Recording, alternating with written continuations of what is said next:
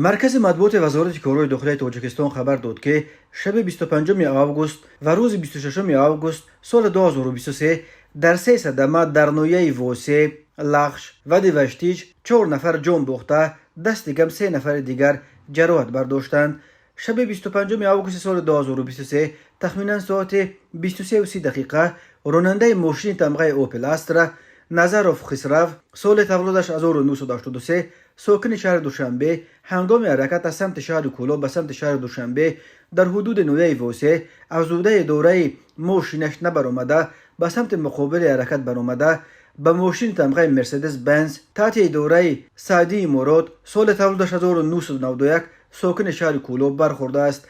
در نتیجه راننده اوپل استرا نظروف و مسافرش خلمرازاده بختاور زیاویدین سال تولدش 1991 ساکن نویه واسه جراحت‌های وزن جسمانی برداشته در بیمارخانه به هلاکت رسیدند.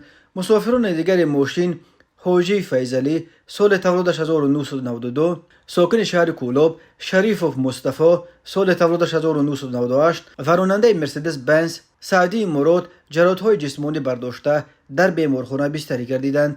صبح 26 آگوست سال 2023 تخمینا ساعت 08:00 دقیقه راننده ماشین تمغه اوپل استرا اسلانوف فتح الله سال تولدش 1979 ساکن نویه لخش هنگام حرکت در شورای دوشنبه وحدت رشت لخش در حدود دهه دواغبه نویه لخش از عهده واسطه نقلیات نبرآمده به دره سرخاب چپ شده است. در نتیجه راننده اسلانوف جراحت‌های وزن جسمانی برداشته در بیمارخانه بستری گردیده است. مسافر نابالغ این ماشین محمد شایف مصطفی سال تولدش 2010 ساکن نویه لخش در دره سرخاب غرق گردیده پس از 2 ساعت جسد نامبرده را در مسافه 5 کیلومتر پایین‌تر پیدا کردند. 26 آگوست سال 2023 تخمینا ساعت 16:30 دقیقه راننده ماشین تمغه اوپل استرا رسولوف عبداحد بازارویچ سال تولدش 1997 ساکن شهر استرافشان هنگام حرکت از سمت شهر خوجند به سمت شهر استرافشان در حدود نویه دیوشتیج از عهده دوره واسطه نقلیات نبرآمده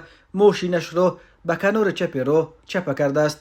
در نتیجه راننده به علت برداشتن جراحت‌های وزن جسمانی در بیمارخانه به هلاکت رسیده است. از روی این حادثه ها تحقیقات ادامه دارد. هر سال بر اثر صدمه ها در راه‌های تاجیکستان تا 400 نفر به هلاکت رسیده، بیش از 1200 تن دیگر معیوب می شوند.